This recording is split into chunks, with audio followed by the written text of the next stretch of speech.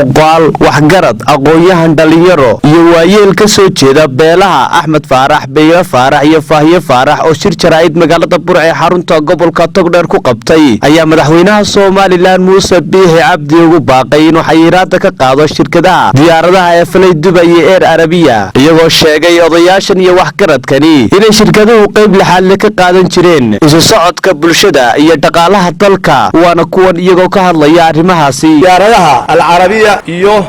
falay Dubai diyaaradahaas oo ilaa iyo waqti dheer xanibnaa aanan u tirinayno in ay ka xaniban yihiin dhinaca madaxweyne mudane Muuse Biixi Cabdi madaxweyne waxaanu leenahay diyaaradaha waxaanu si buuxda kaaga codsanaynaa in aad sii dayso xayiraadda ka qaado maadaama ay tahay ganacsi ummaddu ay u baahnayd oo run ahaantii sixir barar yani lagu raaciyo diyaaradaha ay aad iyo aad runtii waxa weeye uga difaaci jireen dalka maadaama aanu nahay bulshadii gobolka Togdheer ee sida fiican ku doortay kuwa uu ku faanayay maayarka magaalada Burco Maayir Muraad oo waxaan ku hayaa 50 kun oo cod tii oo aan beenoobin aanu kaga dhabaynay waliba aanu ku darbnay foorfood iyo si runtii waxa weeye qiimo leh aanu ku doorannay walaalanka jawaab kaafi ah oo ay diyaaradahaasi ku xaniban yihiin madaxweyne ma hayno waa dhaqaalihii wadanka waa wax soo kordhin waa waxtar ummad badan bay ayaa ku xidhnayd ummad badan baa waxa weeyaan wax ka dheefi jirtay ummad badan baa u shaqo tegi jirtay wax soo saar buu ahaa oo wadankana wax u ah madaxweyne aanu ka codsanaynaa adiga iyo xukuumaddaada intay khusayso inaad diyaaradaha sii dayso diyaaradaha la xamilay madaxweyne xamilay xayiraadda ka qaado yaa leeyahay madaxweyne waxaan ka codsanaynaa oo inta tan in maqriyad doonaysa inaad ka qaado diyaaradaha xayiraadda oo u sii dayso shaqadii ay hayeen waxaan nahay dad aad iyo aad u sabray dad wax ka maqan yihiin dad dhibanaha oo ka dhibanaha ganacsigoodii xaniban madaxweyne waxaa iskula socdaakii wasiirada kii madax dhaqameedka wasaraatiinta ayaan xoojinaynaa hadaan beeshaa ka fadhiyeen gaashaanbuur waxaan si xushmada kaaga codsanaynaa diyaaradaha naftaa bixinaa siidaysa madaxweyne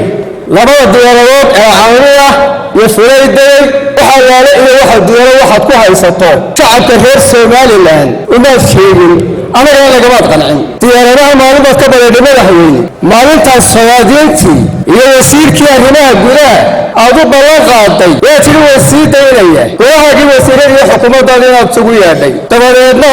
aad hal codeeyo wasiirka ee quseeyeen iyana laga socday maxamed kaayan axmed askadiiday oo hadalku ka yiri meesha hawlo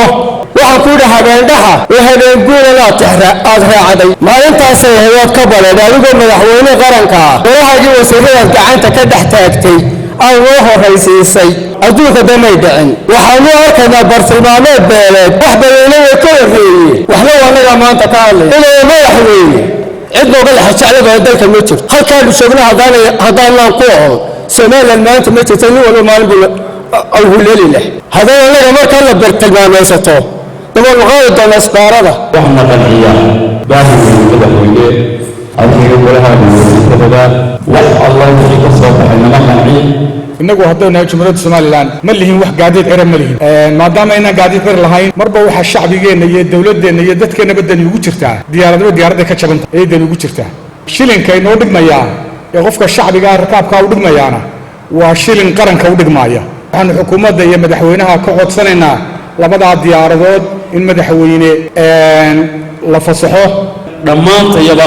waxaan madaxweyne si sharaf leh kaaga codsanaynaa dhamaantayaba in aad sida ugu dhaqsaha badan leh aad u hawl gasho oo u sii deyso diyaaradaha waxa kugu bajeer diyaaradaha madaxweyne garan maaye balabuurti ka joxnada la sheegay jeeray diyaaradaha waxaan ku leeyahay diyaaradaha siida danta qaranka Soomaaliland iyo diyaaradahaas waxaan codsanaynaa madaxweyne in diyaaradaha sida ugu dhaqsaha badan loo furo qurbadooda laga xishoodo oo dalka laga xishoodo oo la furo diyaaradaha waxa weeye تبوات بلاد اللي يستسمج لما كان واحد منهم ديارها بلاد السيو ما هذا الملك راح على هاي ما حرينا وعلنا دم تطلع على هذا مدحوي وأنا وصينا عطانا هاي كاشان ورحمة فارح waxaanu codsanaynaa in diyaaradaha sii daayo in nimankii ka shaqayn jiray iyo ilaamadiina loo fasaxo dalka iyo xidhnaan aan moodo inaanu ka xidhannahay dunida aan hadda intaa ay xidhnaayeen marka waxa weeye in la sii daayo xagga sharciyadda waxa weeye diyaaradaha sharci bay markii hore ku iman jireen ayaa le Cabdullaahi Jaamac warbaahinta caalamiga SBC magaalada Burco.